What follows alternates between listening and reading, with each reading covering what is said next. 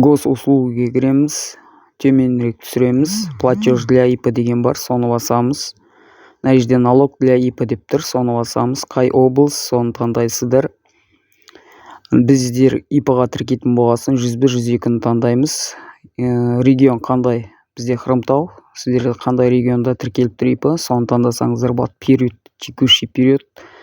Мына жерге название ИП, ИП-ның атауы қандай? Соны толық жазып шығасыздар. Астына бин, ин деп тұр.